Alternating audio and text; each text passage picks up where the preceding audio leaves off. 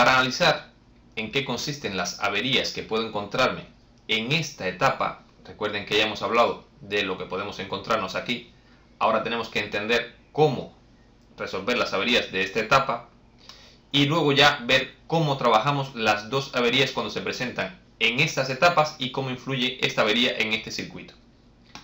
Bien, por ello, lo más importante es tener un conocimiento bastante amplio de cómo trabaja esta etapa, después que le llegan a estos MOSFET los diferentes pulsos que se han fabricado dentro de este circuito. Por esta razón, en este pedazo de la clase lo que vamos a hacer es analizar cómo trabaja este circuito.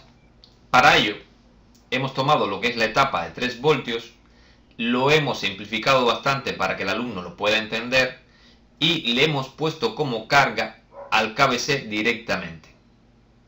Es decir, estamos suponiendo que los 3 voltios se están fabricando y es el primer caso que vimos, cuando el KBC se alimentaba directamente de la etapa de 3 voltios.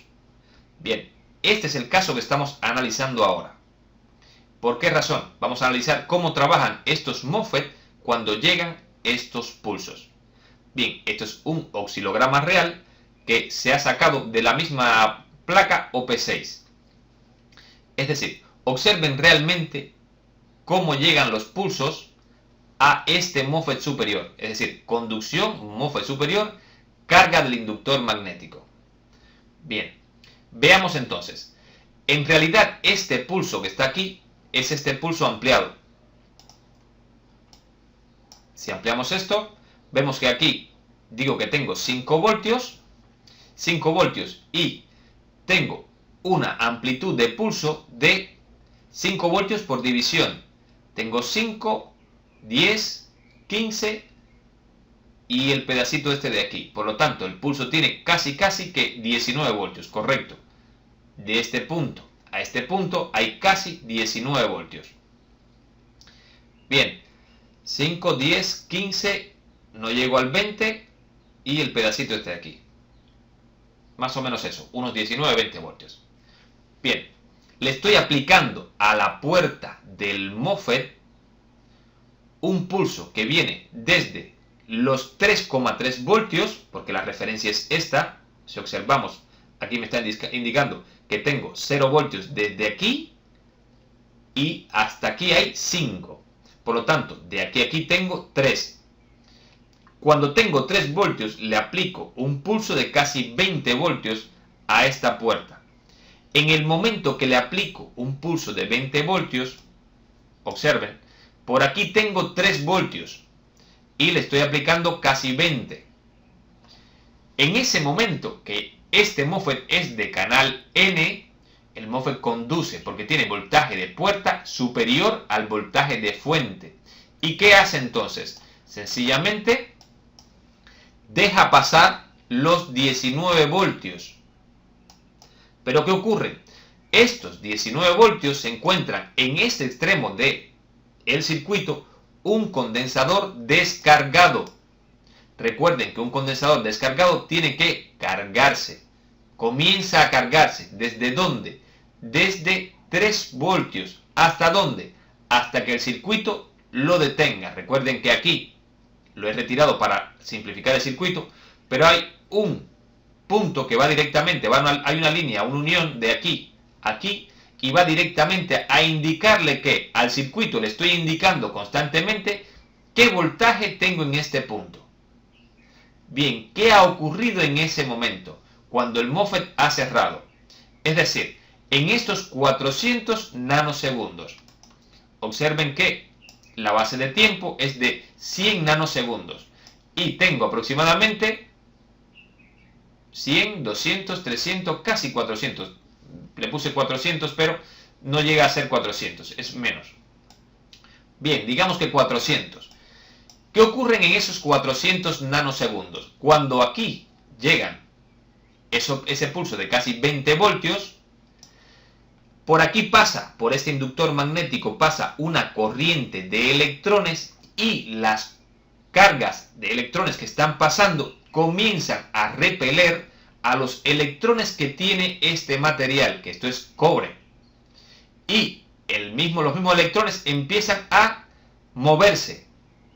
¿Por qué? Porque están siendo desplazados por las cargas negativas que están atravesando a este inductor. ¿Qué cargas negativas? Los electrones que estoy pasando desde aquí hasta aquí. Bien, en ese momento se van a desplazar ¿cuánto? ¿Cuánto se van a desplazar estos electrones? Bien, la energía correspondiente a 3,3 voltios, porque no se van a desplazar más. Este voltaje no va a crecer más de 3,34 voltios. Bien, después que estos electrones se han desplazado a estas otras cargas negativas, ¿qué ocurre? El pulso termina en los 400 nanosegundos y el voltaje se va prácticamente a cero. Es decir, si aquí el voltaje es 0 y aquí sigue siendo 3 voltios, recuerden, este inductor se ha cargado. ¿Cómo se ha cargado? Se ha cargado magnéticamente porque ha desplazado cargas negativas por la misma cantidad de cargas negativas que estaba atravesándolo. Este condensador se ha cargado ¿hasta cuánto? Hasta 3,34 voltios. En este punto ahora hay 3,34 voltios, pero el MOSFET se ha abierto. En este caso, si el MOSFET está abierto, lo podemos dibujar como que no hay nada, no hay comunicación entre este punto y este punto. Ese MOSFET está abierto. El circuito que tengo ahora mismo es este. ¿Y qué ocurre? Bien, que cuando esto abre, la corriente de electrones que es representada con esta flecha roja, que estaba haciendo que estos electrones se movieran hacia este sentido, desaparece, esa corriente ha desaparecido. Yo la he dibujado aquí para que ustedes la recuerden, pero esta corriente realmente desaparece. Y cuando desaparece, los electrones vuelven, porque ya no hay nada que los empuje hacia afuera, vuelven. Pero ¿cuánto se movieron estos electrones? La energía correspondiente a 3,3 voltios. Ahora, sin embargo, cuando se movieron hacia afuera, era provocado por una corriente en este sentido.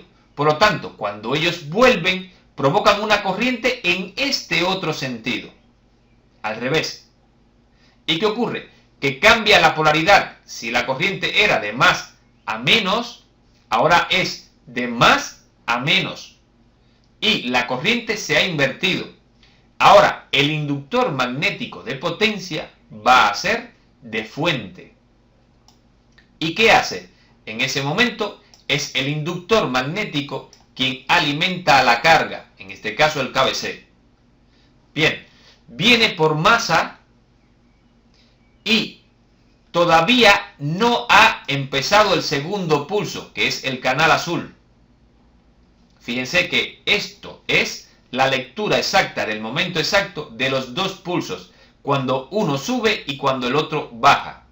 Aquí es el momento donde el pulso del MOSFET superior ha terminado. Por aquí más o menos ya ese MOSFET no conduce.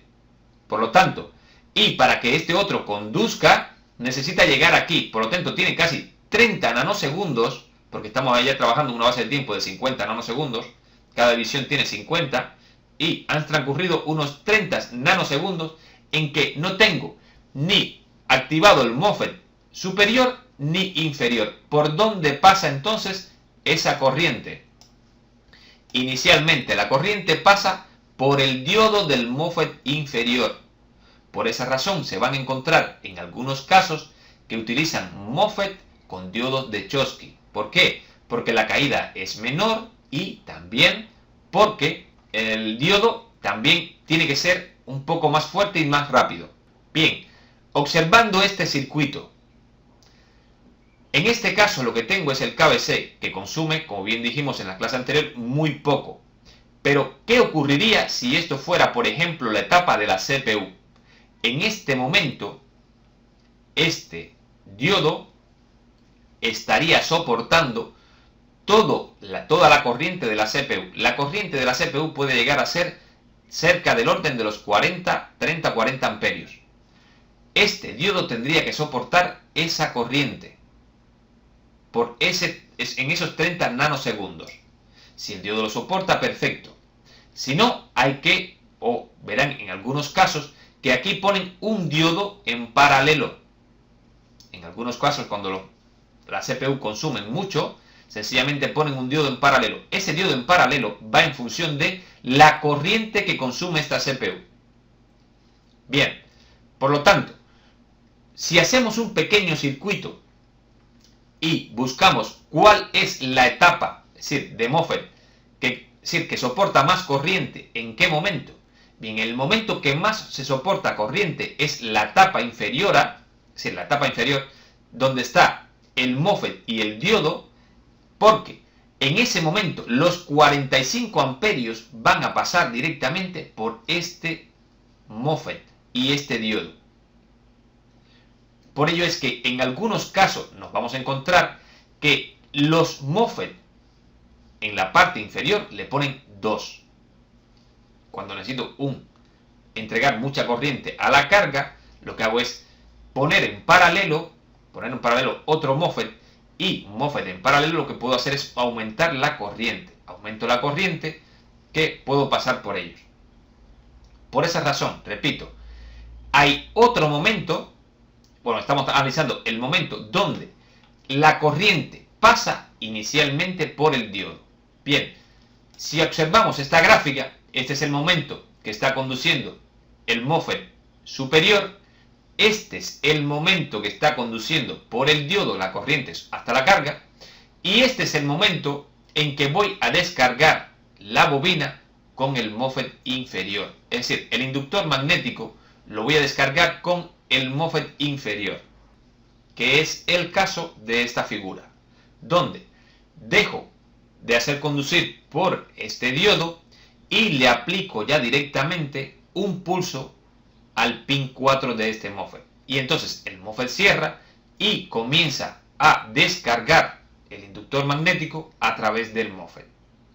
Bien, en cuanto veo que este voltaje va a bajar de estos 3,3 voltios, sencillamente mando nuevamente el pulso superior, y así constantemente estoy MOSFET superior, diodo, MOSFET inferior, MOSFET superior, diodo, MOSFET inferior. Bien, observemos lo siguiente, que es lo interesante de este circuito. Es lo que me explica por qué razón en estos equipos y en todos los equipos que lleven batería y que sean móviles, y me refiero a portátiles, sencillamente llevan este circuito por esta razón. Si observamos, esto es el momento, o este es el tiempo que transcurre a que yo le pido energía a este punto. Cuando estoy trabajando con batería, lógicamente en este punto no hay 19 voltios. Estamos trabajando entre 15 y 7, y algo de voltios, que es el mínimo de batería. Bien, cuando aquí hay entre 7,2, 7,4 y 14 o 15 voltios, le estoy pidiendo en este instante de tiempo 400 nanosegundos de energía, y luego, hasta que no transcurran unos 60 microsegundos, comparado con 0,4 que demora este pulso, 0,4 le pido a la batería, y 60 microsegundos me lo alimenta el inductor magnético. Es decir, me fundamento en un fenómeno físico para alimentar la carga. Por ello es que este circuito es muy eficiente a la hora de ahorrar batería, porque este es el tiempo que tengo a este circuito prácticamente, a la batería completamente apagada, y este es el tiempo en que yo le pido energía a la batería para alimentar a la carga.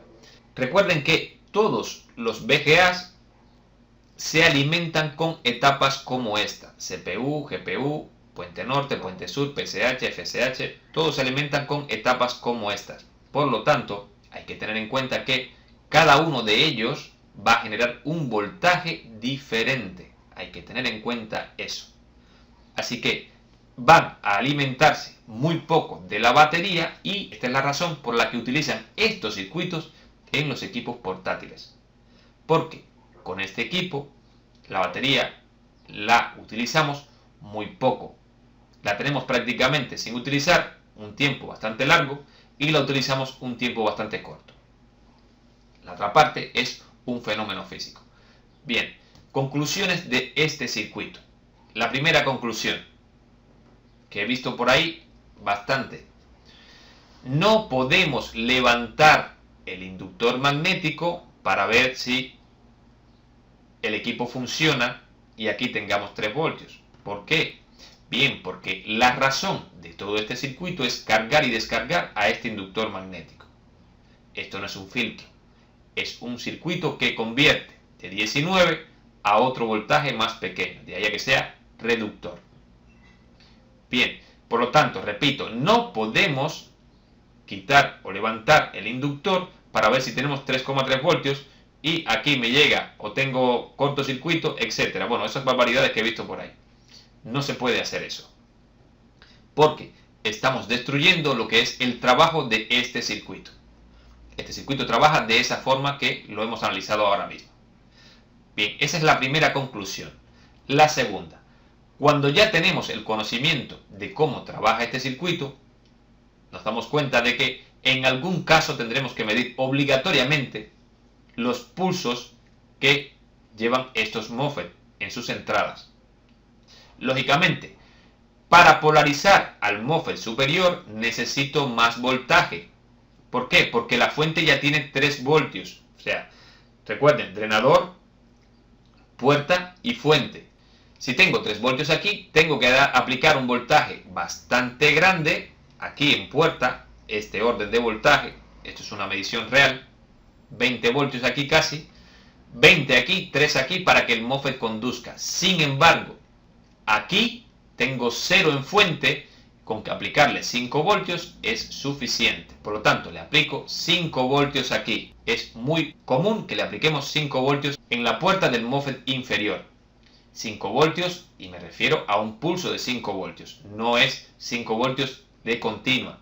Estamos hablando de corriente alterna pulsante. Bien. Otra conclusión. El MOSFET más fuerte de los dos siempre es el inferior. Observen, AO4496 y AO4468. Ya puedo determinar claramente, en este caso la diferencia de corriente entre estos MOSFET no es tan grande. Sin embargo, nos vamos a encontrar siempre que este MOSFET aguanta un poco más de corriente que este. Ya les he dicho la razón, sencillamente, al tener un voltaje superior y hacer una ecuación simple aquí, me doy cuenta de que este MOSFET va a aguantar o va a soportar menos potencia que este otro, cuando el circuito se cierra por aquí, por él. Bien, por esa razón, si vamos a sustituir, por ejemplo, PQ49 y PQ50, me es muy fácil determinar que puedo poner donde está PQ49, PQ50. Es decir, el AO4468 lo puedo poner aquí y aquí. Sin embargo, en algunos casos, en este podría ponerlo también, en algunos casos, PQ50 lo puedo sustituir por los dos, pero PQ49 no lo puedo poner en el MOSFET inferior. ¿Por qué? Por ejemplo, cuando es el caso de la CPU, esto varía bastante. Ya lo veremos también. Esto varía bastante. Por lo tanto, si el caso es este, me podría decir que el AO4468 puedo ponerlo en PQ49 y puedo ponerlo en PQ50. Esa es la forma de trabajar esta etapa. Siempre sustituyo el inferior por los dos, pero el superior no lo sustituyo en el inferior. ¿Por qué? Porque seguramente tendrá o soportará menos corriente. En este caso, solamente son 0,5 amperios más, este de aquí abajo, que este. Esto creo que es 10,5 y este son 10 amperios. Bueno, una diferencia tan pequeña tampoco es importante. Pero repito, hay etapas que la diferencia es bastante marcada. Bien, más detalles de esto. Ya sé que este MOSFET es menos fuerte que este en cuestión de corriente. Este, por lo tanto, si tengo un MOSFET que soporte bastante corriente, lo puedo poner prácticamente en todas las etapas. Es la forma de trabajar, comprar siempre un MOSFET que sea un MOSFET que me sirva para todas las etapas. Y me refiero a que tenga el encapsulado igual. En algunos casos yo he puesto otros encapsulados, sencillamente migado por la corriente y por lo que es el voltaje puerta-fuente, que es el voltaje de polarización. Bien, si tengo un MOSFET que me sirve prácticamente para todas las etapas, siempre buscaré un MOSFET de una etapa inferior. Por otra parte, esto que vemos aquí se llama red snubber. Una red snubber es una ayuda para la conmutación, es una red que está para lo que es la conmutación y la recuperación de la corriente inversa de este diodo. Bien, es un circuito que sirve como protección para que no se rompa este MOSFET. Por lo tanto, no es un circuito que se rompa muy a menudo. Bien, bien, cuando ya tenemos todo este conocimiento, repito, ahora hay que analizar las averías que se presentan en este circuito.